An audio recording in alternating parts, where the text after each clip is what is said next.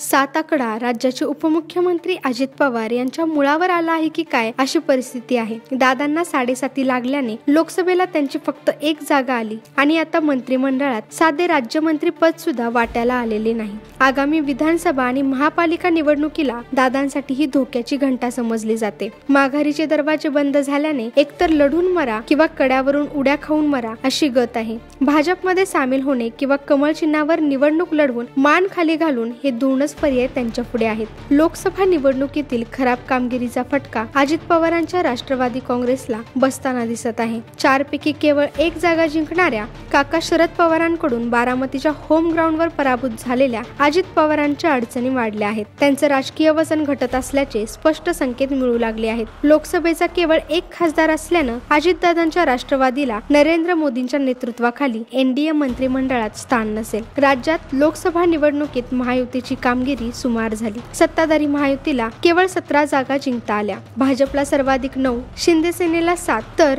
अजित पवारांच्या राष्ट्रवादीला फक्त एक जागा मिळाली। लोकसभेत भाजपच्या खासदारांची संख्या 240 वर आल्यानं एनडीए सरकारमध्ये मित्र पक्षांना स्थान देण्यात येईल अशी चर्चा होती। टीडीपी, जेडीयू सह शिंदे सेनेला मंत्रिमंडळात स्थान मिळणार आहे, पण अजित पवारांना लोकसभेतील कामगिरीमुळे सत्तेत सहभागी होता येणार नाही। राष्ट्रवादी काँग्रेसला एनडीएच्या मंत्रिमंडळात एक मंत्रिपद मिळेल अशी शक्यता होती। त्यासाठी रायगडचे खासदार, पक्षाचे प्रदेशाध्यक्ष सुनील तटकरे आणि राज्यसभेचे खासदार प्रफुल्ल पटेल यांची नावं चर्चेत होती, पण हे दोन्ही खासदार वरिष्ठ असल्यानं त्यांना कॅबिनेट मंत्रिपद देणं गरजेचं होतं। पण राष्ट्रवादीची लोकसभेतील सुमार कामगिरी याच्या आड आली। शिंदे सेनेचे खासदार प्रतापराव जाधव यांना राज्यमंत्रीपद दिलं जाणार आहे। शिंदेचे 7 खासदार आहेत। 7 खासदार असलेल्या शिंदे सेनेला राज्यमंत्रीपद दिलं जाणार आहे। अशा परिस्थितीत एक खासदार असलेल्या राष्ट्रवादीला कॅबिनेट मंत्रालय दिलं गेलं असतं तर शिंदे सेनेला नाराजी झाली असती। त्यामुळेच राष्ट्रवादीला केंद्रातील सत्तेत वाटा मिळणार नसल्याचं कळतं। 7 हा आकडा राष्ट्रवादीसाठी आणखी अडचणीचा ठरला आहे।